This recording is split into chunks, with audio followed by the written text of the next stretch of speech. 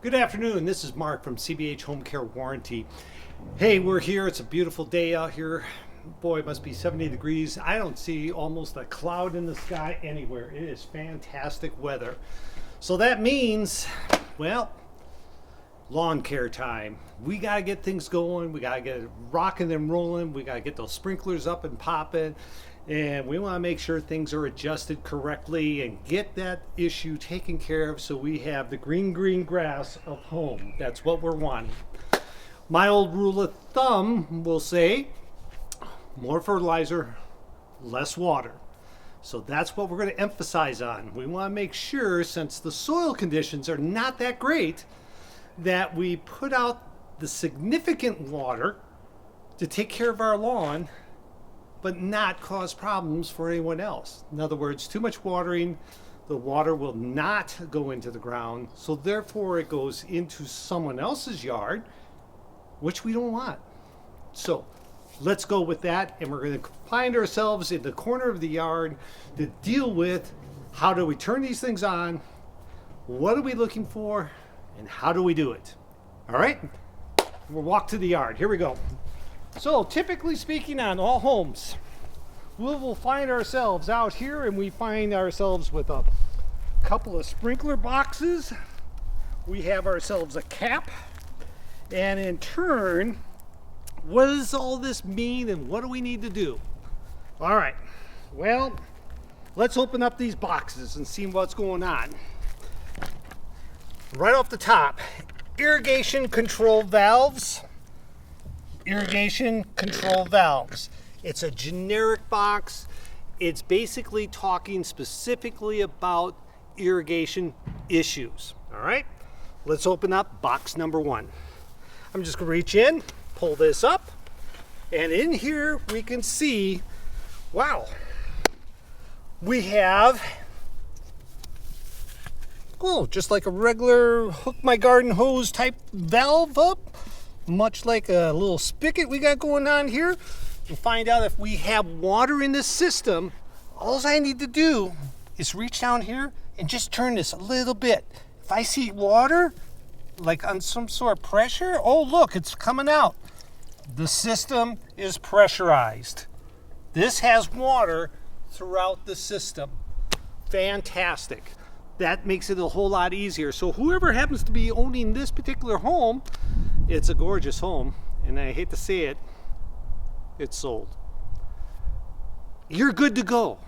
It's ready to go. All I gotta do is set my times. I want nothing over 5 minutes in length, period. Okay? If you're going more than 5, there's something wrong, okay? You really don't wanna do that. All right, so our system is up and running. If it wasn't, what do we do? Well, if the system was not up and running, chances are this valve right here would probably be in that position, turned off. All right. Also, let's go to the next box. I open this one up. I find all kinds of, wow, we got wires. I have solenoids. I have all kinds of things in here. To be honest with you folks, since we have solenoids and wires and it's all low voltage and it's sealed off basically, we don't need to be in this box. Okay, so this one, we're good to go. The landscaper, the professionals themselves have taken care of this. We don't need to be here. All we need to do is concentrate on this box and this black cap. That's all we're going to deal with. All right, so we're going to close this bad boy up. Thanks guys, we'll see you next time. Close him up, we're good to go. We want to make sure this is down perfectly flat and consistently tight. Reason is, you're going to mow your lawn. We don't want that getting sucked up into a lawnmower, the blades and all that stuff. It creates problems, it makes a mess, ruins everybody's day. We don't want to be a part of that. So we want to make sure he's down and tight. All right, now let's go back to this one.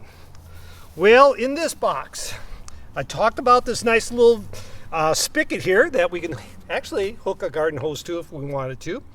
We could also look at this filter cartridge, which I'll show you how to change out that filter and make sure it's totally clean. So basically, we are filtering the water coming off the reservoir or the irrigation water, so we make sure we don't plug up all the nice sprinkler heads. We don't want to do that. So we're filtering that out. We have this valve built in that we can shut off the water. Now I get to the spigot and I can open it up, and that's relieving the pressure, so I can now change or clean out this filter. Now, change or clean out. Let's think about that. Can I have an extra filter in my garage? Absolutely. And actually, I'd highly recommend it. You run down to the blue store, the orange store, they know what they are. You can simply grab an extra just in case. Let's say if you're taking this off to clean it out, and you set it aside, next thing you know, you come back in your backyard and da-da-da-da-da, and you meant to get to this right away, and next thing you know, your dog is chewing on it. We got a problem. So in turn, you have 100% backup to protect yourself, okay? So I release the pressure. I can turn around, turn this all the way back in. I know I have no pressure on the system, so therefore we will get to this point of pulling that filter and cleaning it. The whole issue right now we're focusing on is how do I get the irrigated water to the system, okay? That brings us to the black cap. Kind of reminds me of a history thing, the black cap. We won't go into that now. All right, so I'm gonna leave this box open, going to the black cap. Pull him off. Obviously, I brushed things away. I don't want things falling into the tube.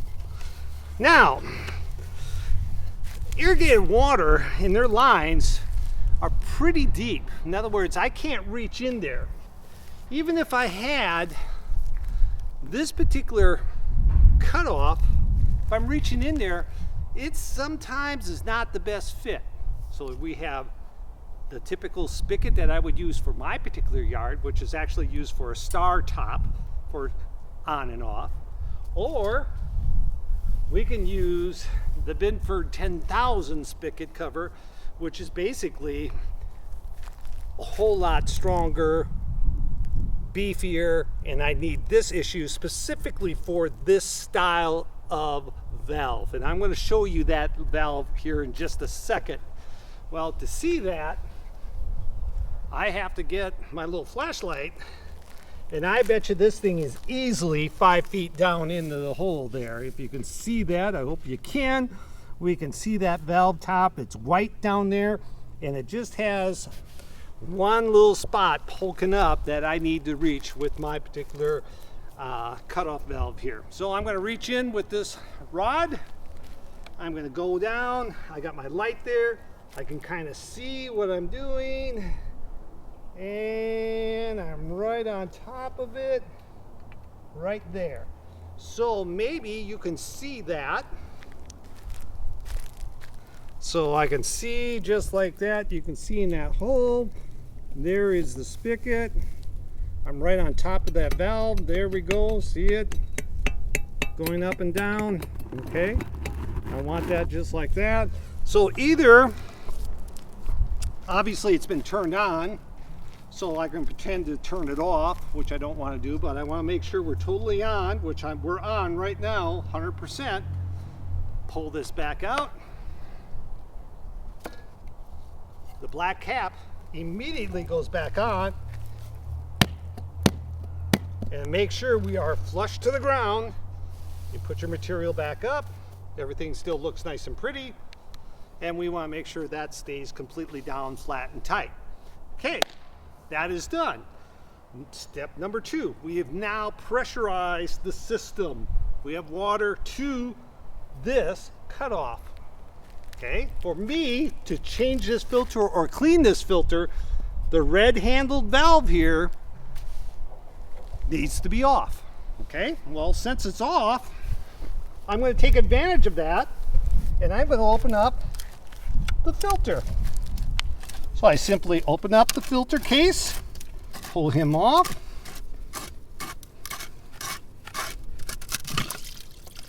You'll find water in it, obviously. And therefore, there's the filter. It's a screen. Obviously, it's pretty darn clean. And it's a very short period of time it's been on. You can still see we're picking up, it's filtering out some of the particulates that's in that irrigated water. Okay? So, the canister. I want to make sure that's nice and clean. You can see in the canister here, I'm wiping it with my fingers. You can see we got particulates right in there. Okay, we want that out of there.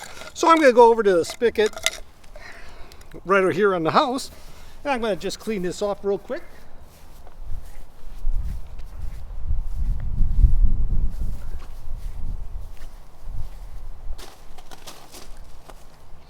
There we go. Of course, it always takes forever when you're on film, I guess.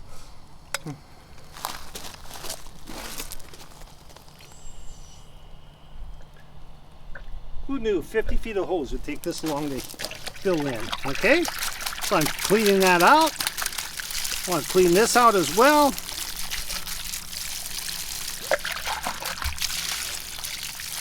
Okay, if you happen to have a little brush to brush things off as well, that would work exceptionally well.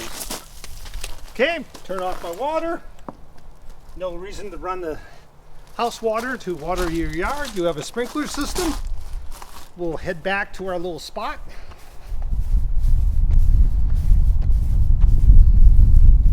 Okay, got kind of tight quarters here, so I'm putting the filter in the canister and I'm tipping them both up and in place. So you're gonna see that that fits in there. I'm pushing that down and in.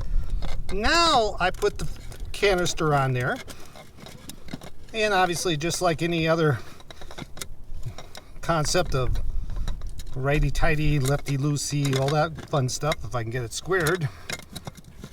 There we go. Just simply tighten it up. We don't have to have a great big huge wrench. Just simply hand tightening will be just fine. Okay? Well, we got that handled. My other valve is turned off, where we would have that issue of the releasing the pressure, or we could put our garden hose on there. We're good to go. That's off. This is tight. Now, turning that red valve, and we're going to see this whole canister open up and fill with water. So, well, I don't see any water yet. That must mean something's turned off. Oh, back to our issue of the sprinkler system. Pull the back cap off. Open it up. My little light, seeing down in there, go down,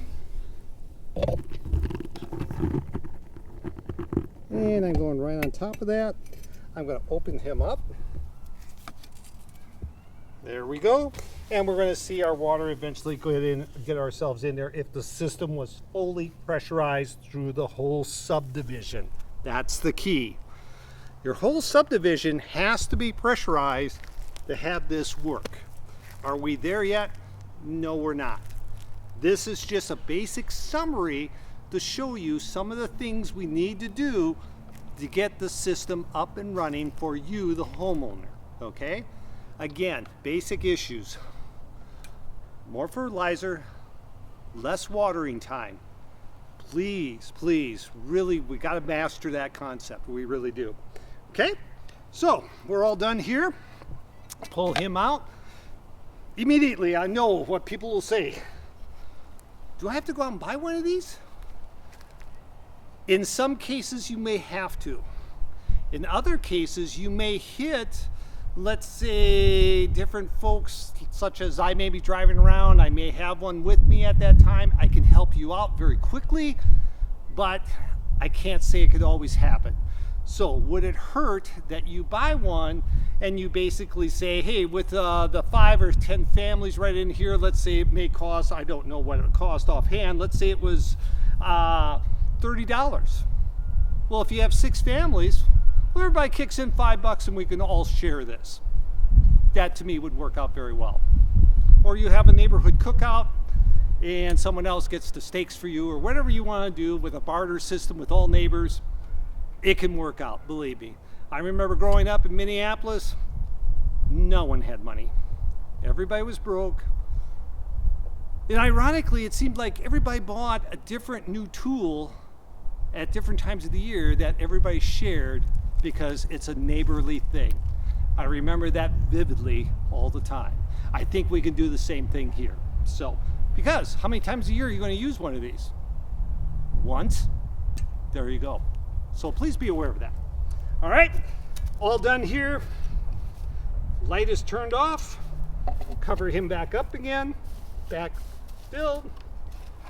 My cover, again, we want to make sure we are completely down and tight.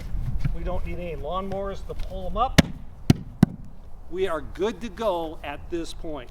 Again, always, at any time you have questions, make the call, do the email. I'm not so good on emails, but I'm kind of a verbal guy. Give me a call or give us a call. We will try to help you out the best we possibly can. So with that, enjoy your summers. We'll have the lawns green, and that's what we need to get accomplished. Thanks again.